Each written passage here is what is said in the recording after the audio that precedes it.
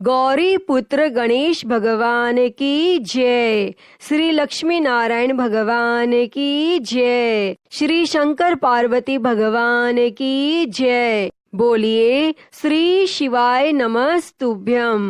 प्रिय भक्तजनों, आज वैशाख मास की अमावस्या तिथि है और आज हम इस वीडियो में वैशाख मास की अमावस्या की कथा सुनेंगे। तो आप सभी भक्तजन बड़ी ही श्रद्धा, ध्यान पूर्वक और प्रसन्नचित्त मन से इन कथाओं को पूरा अवश्य सुनिएगा। तो सभी प्रेम से बोलिए श्री शंकर पार्वती भगवान की जय।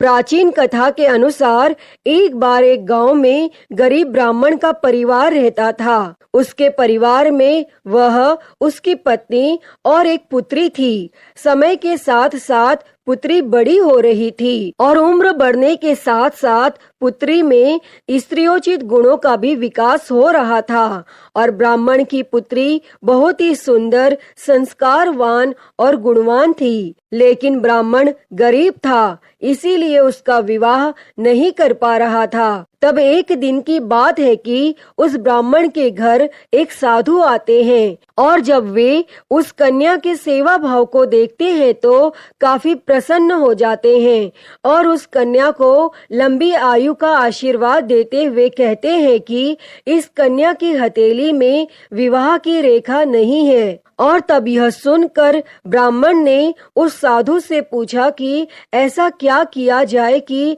जिससे कन्या का विवाह हो जाए। तब साधु ने काफी देर विचार किया और बताया कि थोड़ी दूर एक गांव में धोबिन जाति की सोना नाम की महिला अपने बेटे और बहू के साथ रहती है, जो बहुत ही संस्कार संपन्न और पति परायण है। और यदि आपकी बेटी उसकी सेवा करती है तो सोना महिला इसकी मांग में अपनी मांग का सिंदूर लगा दे तो उससे इसकी शादी हो सकती है। और साधु ने यह भी बताया कि वह महिला कहीं भी आती जाती नहीं है। तब यह बात सुनकर ब्राह्मण अपनी बेटी से धोबिन की सेवा करने के लिए कहता है और यह सब सुनने के पश्चात अगले दिन ही कन्या धोबिन के घर पहुंचकर उसका सारा काम करने के बाद घर वापस आ जाती है। और तब एक दिन सोना धोबिन अपनी बहू से पूछने लगती है कि तुम तो सुबह सुबह जल्दी उठकर सारा काम कर लेती हो और मुझे पता भी नहीं चल पाता। तब बहू कहती है कि मैं सोच रही थी कि आप सारा घर का काम कर लेती हैं और मुझे नहीं पता चलता। अब दोनों सास बहू यह सोचने लगती है कि यदि हम घर का काम नहीं कर रहे तो घर का काम कौन करके चला जाता है। तब अगले दिन वह सुबह जल्दी उठकर निगरानी पर बैठ जाती है और वह देखती है कि एक कन्या सुबह अंधेरे में आती है और घर का सारा काम करके चली जाती है। जब वह कन्या घर का सारा काम करके जा रही थी तो धोबिन उसके पैरों में गिर जाती है और पूछने लगती है कि तुम कौन हो और इस तरह से छुपकर मेरा काम क्यों कर जाती हो। तब ब्राह्मण की कन्या साधु द्वारा कही गई संपूर्ण बात उससे बताती है और सोना धोबिन पति परायण थी तो वह तैयार हो जाती है। उस समय उसके पति थोड़े अस्वस्थ थे और वह ब्राह्मण की कन्या के साथ जाते समय अपनी बहू से कह जाती है कि मेरे लौटने तक घर ही रहना। और जब सोना धोबिन अपनी मांग का सिंदूर उस कन्या की मांग में लगाती है तो इससे उसका पति मर जाता है। और जैसे ही यह बात धोबिन को पता चली तो वह घर से यह सोचकर चलती है कि कहीं रास्ते में पीपल का पेड़ मिलेगा तो उसे भौंरी देकर और परिक्रमा करने के पश्चात ही वह जल ग्रहण करेगी, क्योंकि वह घर से निर्जला ही चली थी और उस दिन सोमवती अमावस्या का दिन था। तब ब्राह्मण के घर पहुंचने के पश्चात उसने पूरे पकवान नहीं खाए। उसकी जगह उसने ईंट के 108 बार टुकड़े करके पीपल के वृक्ष को 108 बार भौंरी देकर परिक्रमा की और उसके पश्चात ही जल ग्रहण किया। तब ऐसा करने से उसके पति फिर से जीवित हो गए और उसी दिन से सोमवती अमावस्या का महत्व स्थापित हो गया।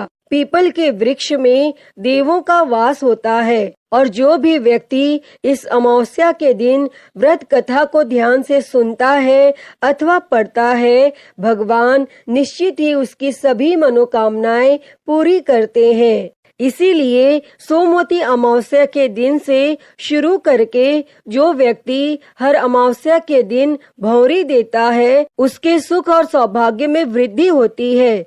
पीपल के पेड़ में सभी देवों का वास होता है, अतः जो व्यक्ति हर अमावस्या को न कर सके वह सोमवार को पड़ने वाली अमावस्या के दिन 108 वस्तुओं की भौंरी देकर सोना धोबिन और गौरी गणेश की पूजन करता है, उसे अखंड सौभाग्य की प्राप्ति होती है। और ऐसी प्रचलित परंपरा है कि पहली सोमवती अमावस्या के दिन धान, पान, हल्दी, सिंदूर और सुपारी की भौंरी दी जाती है और उसके बाद की सोमवती अमावस्या को अपने सामर्थ्य के हिसाब से फल, मिठाई, सुहाग सामग्री, खाने की सामग्री इत्यादि की भौंरी दी जाती है और फिर भौंरी पर चढ़ाया गया सामान किसी सुपात्र ब्राह्मण, ननंद या भांजे को दिया जाता है। अतः हे शंकर पार्वती भगवान जी, इस कथा को कहते, सुनते और हुंकारा भरते सभी पर सदैव अपनी कृपा बनाए रखना, सभी को अखंड सुहाग देना। तो सभी प्रेम से बोलिए श्री शंकर पार्वती भगवान की जय। प्रिय भक्तजनों, आइए अब सुनते हैं सभी मनोकामनाओं को पूरी करने वाली अगली कथा। एक राज्य में एक राजा और एक रानी रहते थे, जिनकी 4 संतानें थी, 2 लड़के और 2 लड़की। एक लड़की का नाम पूर्णिमा और दूसरी लड़की का नाम अमावस्या था। पूर्णिमा घर के कामों में निपुण थी और घर का पूरा काम करती थी और भगवान की पूजा अर्चना भी किया करती थी। इसके अतिरिक्त वह गौ माता की सेवा भी किया करती थी। और उसकी दूसरी बहन अमावस्या ना ही घर का कोई काम करती थी और ना ही भगवान की पूजा अर्चना करती थी और ना ही गौ माता की सेवा करती थी। पूर्णिमा सर्वगुण संपन्न थी, फिर भी राजा और रानी अपने दोनों बेटों तथा पुत्री अमावस्या को ही प्यार करते थे और वह पूर्णिमा से प्यार नहीं करते थे, उसके साथ भेदभाव करते थे। राजा के 4 पुत्र और पुत्री धीरे धीरे बड़े हो रहे थे। जब वे बड़े हो गए तब राजा ने अपने दोनों पुत्रों का विवाह योग्य कन्याओं के साथ करा दिया। इसके बाद रानी ने राजा से कहा कि अब दोनों पुत्री विवाह के योग्य हो गई हैं और इन दोनों का विवाह भी करा दो, लेकिन पुत्री अमावस्या का विवाह किसी बड़े खानदान में कराना और पूर्णिमा का विवाह किसी गरीब परिवार में कराना, क्योंकि पूर्णिमा को केवल भगवान की पूजा पाठ करना ही पसंद है और गाय की सेवा करना पसंद है। और अब रानी ने राजा को दोनों पुत्रियों का रिश्ता तय करने के लिए भेज दिया। तब राजा ने अपने पड़ोसी राज्य में जाकर वहां के राजा के पुत्र से अमावस्या का रिश्ता तय कर दिया और वहीं पास के गांव में जाकर एक गरीब परिवार के लड़के से पुत्री पूर्णिमा का रिश्ता भी तय कर दिया। और यह सारी बात जाकर राजा ने अपनी रानी से बताया। तो रानी यह सोचने लगी कि अब देखते हैं कि भगवान इसकी मदद कैसे करते हैं। यह बहुत ही पूजा पाठ करती है और भगवान में मगन रहती है। लेकिन पूर्णिमा का भाई और उसकी भाभी पूर्णिमा से बहुत प्यार करते हैं, क्योंकि पूर्णिमा उनके घर के कामों में उनका साथ देती है और कामों में उनका हाथ बटाती है और यही उनकी दूसरी बहन अमावस्या उन पर अपना रोब जमाती है और घर का कोई कार्य नहीं करती। तब कुछ समय बीत जाने के बाद दोनों पुत्रियों का विवाह हो जाता है। राजा और रानी विवाह के बाद अपनी दोनों पुत्रियों को विदाई देते हैं और विदाई देते समय राजा और रानी पुत्री अमावस्या को बहुत सारा धन और दौलत देकर विदा करते हैं और पूर्णिमा को कुछ भी नहीं देते, खाली हाथ अपने घर से विदा कर देते हैं। इसके बाद दोनों बहनें अपने अपने ससुराल को चली जाती हैं।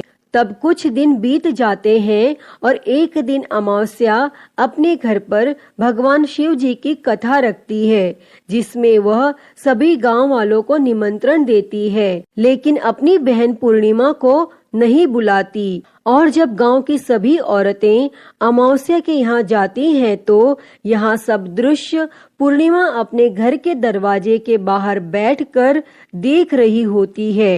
तब वहाँ से गुजर रही औरतें पूर्णिमा से कहती हैं कि तुम्हारी बहन के यहाँ भगवान शिव जी की कथा रखी है, क्या तुम नहीं चलोगी?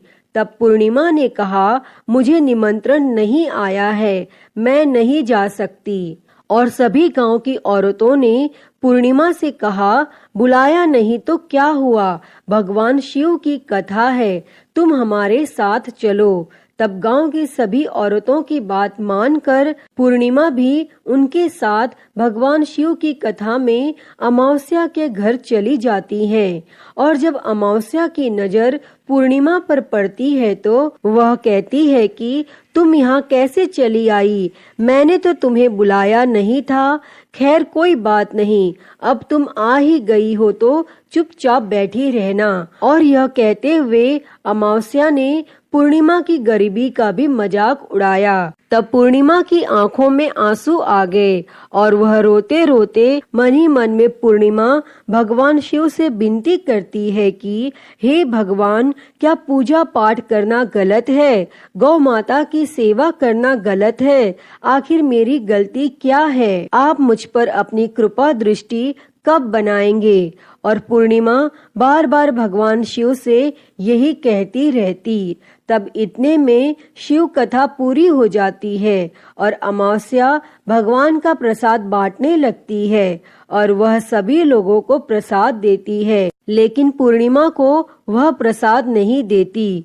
पूर्णिमा बिना प्रसाद के ही अपने घर लौट जाती है और रास्ते में वह यह सोचते हुए चलती है कि यदि बच्चे उससे कथा का प्रसाद मांगेंगे तो वह उन्हें क्या जवाब देगी। और तब उसने सोचा था कि वह अपने मायके अपने भाई भाभी के यहाँ जाएगी और वहाँ से अपने बच्चों के लिए कुछ लेकर आ जाएगी। ऐसा सोचते हुए वह अपने घर वापस लौट आई और घर वापस लौट कर आने के बाद वह अपने पति और बच्चों से कहती है कि वह अपने मायके जा रही है। तब पति ने कहा, ठीक है। और कुछ समय बाद पूर्णिमा अपने मायके के लिए रवाना हो गई। तब चलते चलते रास्ते में एक चबूतरा आया जिस पर तुलसी का पौधा लगा था और वहीं पर एक बूढ़ी अम्मा बैठी हुई थी। वह कोई और नहीं, साक्षात तुलसी माँ थी। और उस बूढ़ी माता ने पूर्णिमा से कहा, बिटिया तुम कौन हो और कहाँ जा रही हो? तब पूर्णिमा अपना परिचय देती है और परिचय देने के बाद बूढ़ी औरत ने पूर्णिमा से कहा कि यहाँ तुलसी का पौधा सूख रहा है, इसमें थोड़ा सा पानी डाल दो और इस चबूतरे की साफ सफाई कर दो, जिससे मुझे थोड़ी ठंडक मिलेगी। तब पूर्णिमा ने कहा कि ठीक है माँ, मैं तुलसी में पानी डाल देती हूँ और यहाँ की साफ सफाई भी कर देती हूँ। फिर पूर्णिमा ने साफ सफाई करने के बाद बूढ़ी अम्मा को भी नहला दिया और बूढ़ी अम्मा की भी सेवा की, उनके पैर दबाए और बूढ़ी अम्मा से कहा कि माँ जी और बताइए मैं आपकी क्या सेवा करूँ, और कोई काम है तो बता दीजिए, मैं वह भी कर दूंगी। तब बूढ़ी अम्मा ने कहा, कुछ नहीं, अब तुम जाओ और वापस आते समय मुझसे मिलते हुए जाना। तब पूर्णिमा ने बूढ़ी अम्मा से कहा, ठीक है माँ जी, मैं जाती हूँ और वापस आते वक्त आपसे मिलते हुए जाऊंगी। तब कुछ समय आगे चलने के बाद एक शिव मंदिर आया और वहाँ पर उसे एक बूढ़े बाबा मिले जो मंदिर के बाहर बैठे हुए थे और वह कोई और नहीं साक्षात भोलेनाथ थे। उन्होंने पूर्णिमा से कहा कि कहाँ जा रही हो बेटी, तुम कौन हो? तब पूर्णिमा ने अपना परिचय दिया। तब उस बूढ़े बाबा ने पूर्णिमा से कहा, इस चबूतरे की और इस मंदिर की सफाई कर दो। तब पूर्णिमा ने मंदिर की और चबूतरे की साफ सफाई कर दी और वहाँ पर पूजा पाठ अर्चना भी की और साफ सफाई पूजा अर्चना करने के बाद उसने बूढ़े बाबा को भी नहला दिया और उनसे कहा कि बाबा और कोई काम हो तो बताइए। तब बूढ़े बाबा ने कहा, नहीं बेटी, अब तुम जाओ और वापस आते वक्त मुझसे मिलते हुए जाना। तब पूर्णिमा ने कहा, ठीक है बाबा, मैं जाती हूँ, वापस आते हुए आपसे मिलते हुए जाऊंगी। और आगे चलते चलते कुछ दूर चलने के बाद पूर्णिमा को एक काली जी का मंदिर दिखा। वहाँ भी एक बूढ़ी अम्मा चबूतरे पर बैठी हुई थी और उस बूढ़ी औरत ने भी पूर्णिमा से कहा कि बेटी, तुम कौन हो, कहाँ जा रही हो? तब पूर्णिमा ने उस बूढ़ी औरत को भी अपना परिचय दिया और बूढ़ी औरत ने पूर्णिमा से कहा कि यहाँ पर सभी पूजा पाठ करने के लिए आते हैं, लेकिन मंदिर की साफ सफाई करने के लिए कोई नहीं आता, इसीलिए तुम मंदिर की और चबूतरे की साफ सफाई कर दो। तब पूर्णिमा ने कहा, ठीक है माता जी, और पूर्णिमा मंदिर की और चबूतरे की साफ सफाई कर देती है और पूजा पाठ भी करती है और माता जी का श्रृंगार भी कर देती है और उस बूढ़ी अम्मा को भी नहला देती है और बूढ़ी अम्मा के पैर भी दबाती है और कहती है कि सभी काम हो गया माँ जी, और कोई काम हो तो बताइए। तब बूढ़ी अम्मा कहती है कि नहीं बेटी, अब तुम जाओ, लेकिन वापस आते वक्त मुझसे मिलते हुए जाना। तब पूर्णिमा कहती है, ठीक है, और वह आगे चली जाती है। तब आगे चलते चलते एक नदी आती है। वहाँ पर भी एक बूढ़ी अम्मा बैठी रहती है और वह कहती है कि बेटी, तुम कौन हो और कहाँ से आई हो? तब उसे भी पूर्णिमा अपना परिचय देती है। तब बूढ़ी औरत पूर्णिमा से कहती है कि नदी पर स्नान करने तो यहाँ पर सब आते हैं, लेकिन यहाँ की साफ सफाई कोई नहीं करता, इसीलिए तुम इस किनारे पर साफ सफाई कर दो। तब पूर्णिमा कहती है, ठीक है माँ जी, और वह वहाँ की साफ सफाई कर देती है और उस बूढ़ी अम्मा के पैर दबा देती है और कहती है, माँ जी, और कोई काम हो तो बताइए। तब बूढ़ी औरत कहती है कि कुछ नहीं बेटी, तुम जाओ, लेकिन वापस आते वक्त मुझसे मिलते हुए जाना। और वह पूर्णिमा नाव में बैठकर नदी के दूसरे किनारे पहुंच जाती है और वह अपने मायके पहुंच जाती है और वहां पर पूर्णिमा के भाई और भाभी उसे देखकर बहुत खुश हो जाते हैं और वे पूर्णिमा की बहुत खातिरदारी करते हैं और उससे बहुत सारी बातें करते हैं और कहते हैं कि बच्चों को भी साथ में लेकर आती तो बहुत अच्छा होता। और अब कुछ समय के बाद पूर्णिमा ने वापस अपने ससुराल जाने को कहा तो उसकी भाभी ने उसके लिए एक साड़ी दी और थैले में बच्चों के लिए कपड़े और खाने पीने की कुछ चीजें रख दी और कहा कि तुम बहुत दिनों के बाद आती हो। और पूर्णिमा की भाभी ने यह थैला पूर्णिमा के हाथ में दे दिया और कहा कि जाओ और जल्दी वापस आना। इसके बाद पूर्णिमा वहां से अपने ससुराल के लिए रवाना हो गई और उसी नदी के किनारे पहुंची और नाव में बैठकर दूसरे किनारे पर उतर गई और वहां उतरने के बाद वहां पर उसे वह बूढ़ी अम्मा मिली जो साक्षात गंगा मैया थी और उस बूढ़ी अम्मा ने पूर्णिमा को एक थैला दिया और कहा कि इसे तुम अपने घर जाकर ही खोलना। और अब पूर्णिमा के पास 2 थैले हो गए थे और उन्हें लेकर पूर्णिमा वहां से रवाना हुई। आगे कुछ दूर चलने पर काली माँ का मंदिर आया और वहाँ पर काली माँ बूढ़ी माँ के रूप में विराजमान थी। तब बूढ़ी अम्मा ने कहा, आ गई बेटी पूर्णिमा। तब पूर्णिमा ने कहा, हाँ माँ जी मैं आ गई। तो काली माँ ने उसे एक थैला दिया और कहा, तुम यह थैला अपने घर जाकर खोलना। और अब पूर्णिमा के पास 3 थैले हो गए थे। तीनों थैले लेकर पूर्णिमा आगे बढ़ी और कुछ दूर जाने पर भगवान शिव जी का मंदिर आया, जहाँ बूढ़े बाबा के रूप में भगवान शिव जी स्वयं विराजमान थे। तब बूढ़े बाबा ने कहा, पूर्णिमा तुम वापस आ गई। तब पूर्णिमा ने कहा, हाँ बाबा मैं वापस आ गई। तब बूढ़े बाबा ने भी पूर्णिमा को एक थैला दिया और कहा कि यह थैला तुम घर जाकर ही खोलना। तब पूर्णिमा ने कहा, ठीक है। और अब पूर्णिमा के पास 4 थैले हो गए थे और अब पूर्णिमा 4 थैले कैसे ले जाती।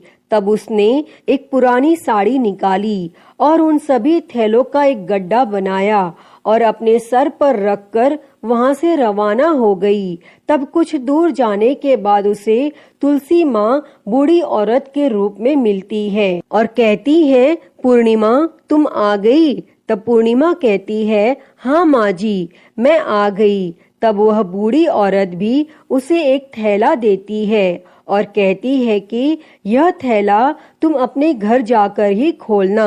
तब पूर्णिमा कहती है, ठीक है माँ जी। और अब पूर्णिमा के पास 5 थैले हो गए थे। तब पूर्णिमा वहां से रवाना हुई और अपने घर पहुंच गई। तब पूर्णिमा ने सारा सामान नीचे रखा और सबसे पहले अपने मायके का थैला खोलकर देखने लगी तो उसमें बच्चों के लिए अच्छे अच्छे कपड़े और खाने पीने की चीजें थी और उसमें कुछ गहने भी थे। और पूर्णिमा ने कपड़े अपने बच्चों को दे दिए और खाने पीने की चीजें भी बच्चों को दे दी और बच्चे यह सब पाकर बहुत खुश थे।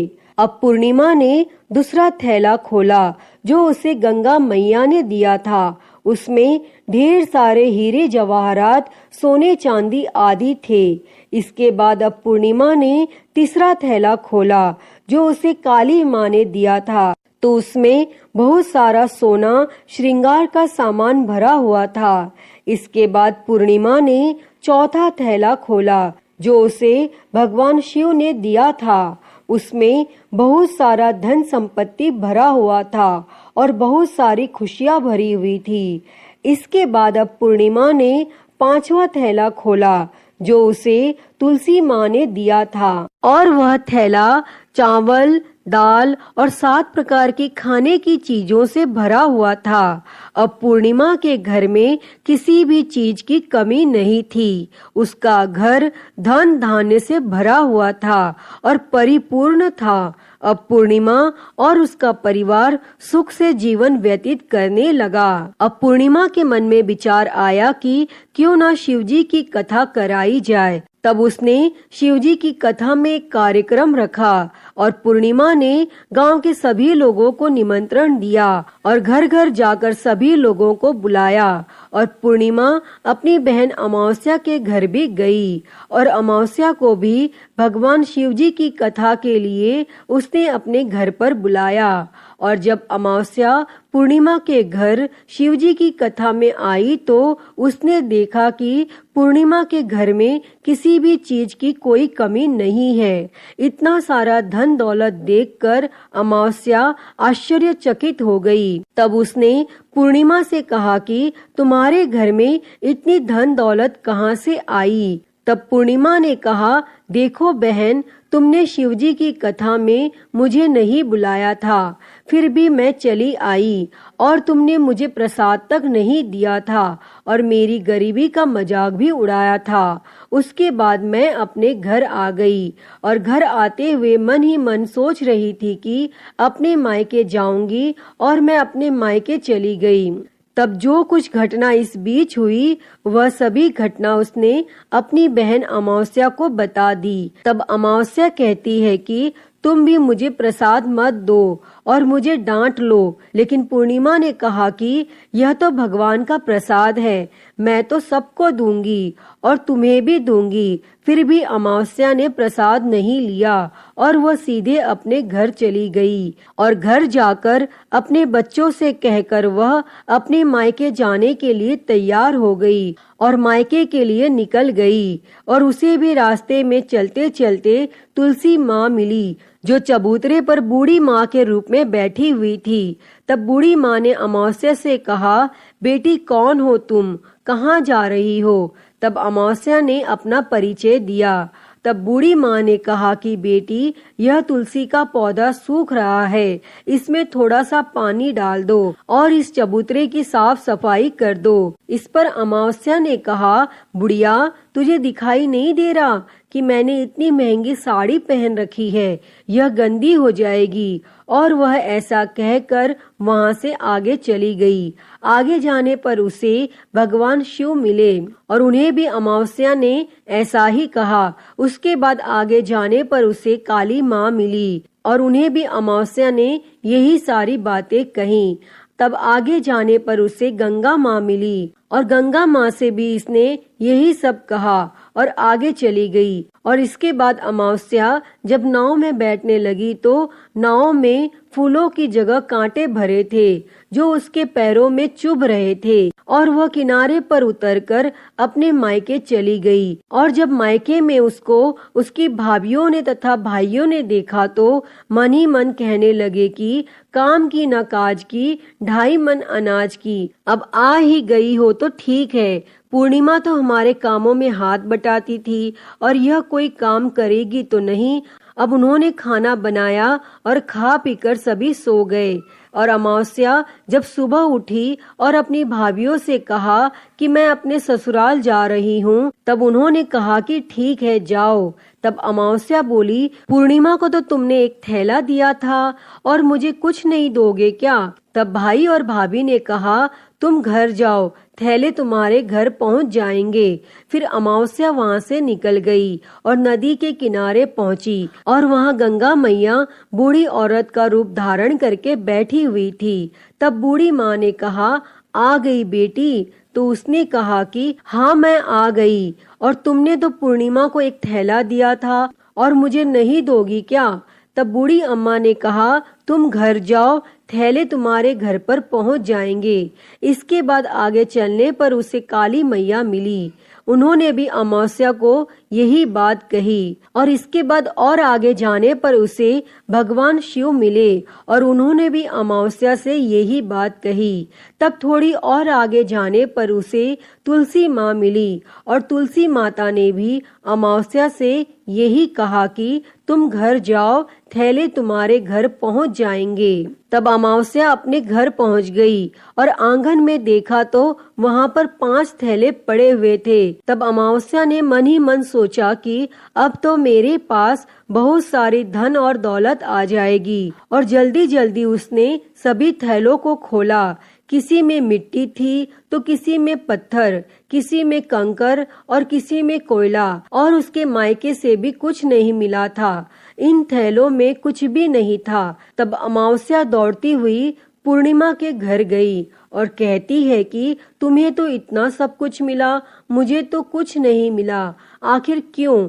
तो पूर्णिमा कहती है कि जब मैं अपने मायके जाती हूँ तो अपनी भाभियों के साथ उनके कामों में हाथ बटाती हूँ, उनके साथ मिलकर काम करती हूँ। लेकिन तुम ऐसा कुछ नहीं करती, उनकी इज्जत भी नहीं करती, इसीलिए वह तुम्हें भला क्या देंगे।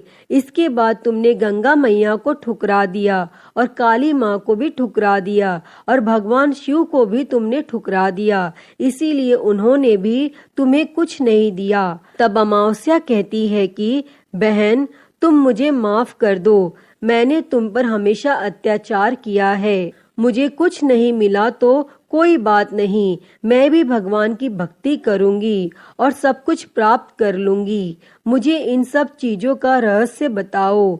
तो पूर्णिमा ने कहा कि तुम 3 सूत्र का ज्ञान ले लो और उसकी कथा करना।